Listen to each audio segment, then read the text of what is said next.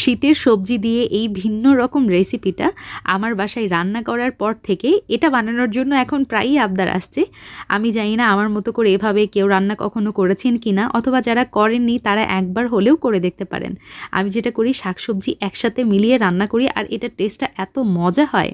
R step by step আমি সবজিগুলো মিলাতে থাকি যাতে করে আমার সবজির কালারও ঠিক থাকে, আবার কোনো সবজি ভেঙে গলেও না যায়। আপনাদের দুলাভাই একদম ছোট বাচ্চাদের মতো মানে সবজি খেতেই চায় না, কিন্তু এভাবে রান্না করে দিলে আলহামদুলিল্লাহ বেশ আগ্রহ সহকারেই খাই। তো প্রথমে আমি যেটা করেছি, এখানে গাজর আর পেঁপে নিয়েছি 1 কাপ করে। এখন গরম পানির মধ্যে এটা দিয়ে দিব, আর আমি ঘড়ি ধরে 6 থেকে 7 মিনিট মতো এগুলো সিদ্ধ করে নিচ্ছি। গাজর আর পেঁপেটা সিদ্ধ হতে সবচেয়ে বেশি সময় লাগে সবজিগুলোর মধ্যে, এজন্য এগুলো আমি আগে সিদ্ধ করে নিচ্ছি। 2 রকমের কপি আমি এখানে দিয়ে দিচ্ছি। জাস্ট আমি 2 মিনিটের মতো বলক তুলে নিব, কারণ কপি কিন্তু খুবই দ্রুত সিদ্ধ হয়ে যায়। তো আমি এগুলো ওভারকুক করব না। জাস্ট 2টা বলক উঠে গেলে আমি চুলা থেকে নামিয়ে নিচ্ছি, নিয়ে ঠান্ডা পানিতে কিছু সময় ভিজে রাখবো। এখন একটা কড়াইয়ের মধ্যে আমি সরিষার তেল নিয়েছি। আমি এখানে রকমারি আসল বাজারের সরিষার তেলটা ব্যবহার করছি। এটা 100% কাঠের ঘানিতে ভাঙা সরিষার তেল। এখন আমি দিয়ে দিব মিষ্টি কুমড়া, নতুন আলু আর শিম। এই সবজিগুলো আমি এই তেলের মধ্যে ভেজে নিব। তার সাথে বেগুনও অ্যাড করে দিলাম। এখানে মিডিয়াম সাইজের একটা বেগুন নিয়ে নিয়েছি। সামান্য একটু লবণ দিয়ে দিচ্ছি, যাতে করে সবজি ভাজার সময় ভিতরে লবণটা খুব সুন্দরভাবে ঢুকতে পারে। আমি এক্সট্রা করে হলুদ এখানে ব্যবহার করিনি, কারণ আমি সবসময় চেষ্টা করি সবজিতে একটু কম হলুদ ব্যবহার করার, কারণ সবজির যে ন্যাচারাল কালারটা সেটাই আমার কাছে বেশি ভালো লাগে। তবে আপনারা চাইলে হলুদ ব্যবহার করতে পারেন। সব সবজিগুলো আমি 80%-এর মতো কুক করে নিয়েছি। এখন কড়াই থেকে তুলে নিলাম, আর সেম কড়াইয়ে আমি 2 টেবিল চামচ মতো আবারও সরিষার তেল দিয়ে দিলাম। তার সাথে ব্যবহার করেছি হচ্ছে 5 ফোড়ন, 1.5 চা চামচের মতো, 1.5 চা চামচ মানে 1 চামচ প্লাস হাফ চামচ। আর তার সাথে দিয়ে দিলাম হচ্ছে তেজপাতা 2টা। পেঁয়াজ কুচি আমি ব্যবহার করছি 1/4 কাপের মতো।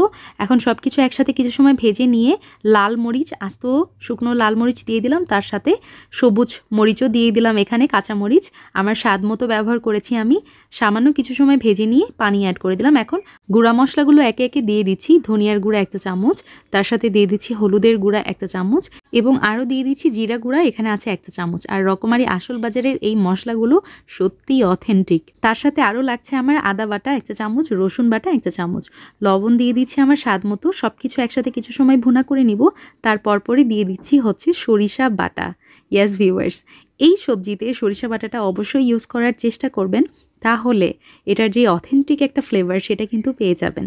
তো আমি সরিষা বাটা দিয়ে কিছু সময় কুক করে নিয়েছি। তারপরে আমি ওই যে সিদ্ধ করে রাখা সবজিগুলো দিয়ে দিলাম। গাজর আছে, পেঁপে আছে, তার সাথে ব্রকলি এবং ফুলকপি। আর কিছু সময় ভেজে নিয়ে আমি অ্যাড করে দিচ্ছি হচ্ছে ওই যে ভেজে রাখা সবজিগুলো। সব কিছু একসাথে খুব ভালোভাবে এখন মিক্স করে নিব। আর কড়াইয়ে কিছু সময় আমি ভেজে নিচ্ছি আবারও। এখন অ্যাড করে দিলাম 1 কাপ পরিমাণ পানি। আর এই সবজিগুলো কিন্তু কুক হতে বেশি সময় লাগবে না, কারণ কতগুলো আমি আগে থেকে সিদ্ধ করে নিয়েছি, আবার কতগুলো সবজি 80% মতো ভেজে নিয়েছিলাম। তো কিছু সময় পরেই কিন্তু আমি এখানে শাক মিলিয়ে নিলাম। এখানে আমি পালং পাতা ব্যবহার করছি, পালং শাক 2 মোট আমি দিয়ে দিলাম। তো দিয়ে কিছু সময় নাড়াচাড়া করে নিয়েছি, এই ধরেন 5 মিনিটের মতো। তারপর আমি ধনিয়া পাতা আর লবণ আমার স্বাদ মতো দিয়ে দিলাম। আর এখন চুলাতে মিডিয়াম আঁচে আমি রেখে দিব ঢাকনা দিয়ে প্রায় 10 মিনিটের মতো। তারপরেই কিন্তু খেয়াল করবেন আমাদের সবজি একদমই রেডি। সকালে একবার এই সবজিটা রান্না করে নিই, তার সাথে সাথে দুপুর এবং রাত পর্যন্ত আমার আর কোনো টেনশন করতে হয় না। রুটি, পরোটা, ভাত, খিচুড়ি, পোলাওয়ের সাথেও কিন্তু এই সবজিটা যায়। আপনারা ট্রাই করে দেখতে পারেন বাসায়। আর এই সবজি আমি সার্ভ করেছিলাম মার্বেলের প্লেটে। মার্বেলের এই প্লেটগুলো সত্যিই অনেক ক্লাসি। স্ন্যাক্স আইটেম থেকে শুরু করে যে কোনো কিছুই আপনি সার্ভ করে নিতে পারবেন। ফ্রিজে রাখা বেরেস্তা আমি একটু ছিটিয়ে দিলাম ওপরে, যাতে করে দেখতে সুন্দর লাগে। আর what you think about my today's recipe can comment me below. ইনশাআল্লাহ আবার দেখা হবে। আসসালামু আলাইকুম।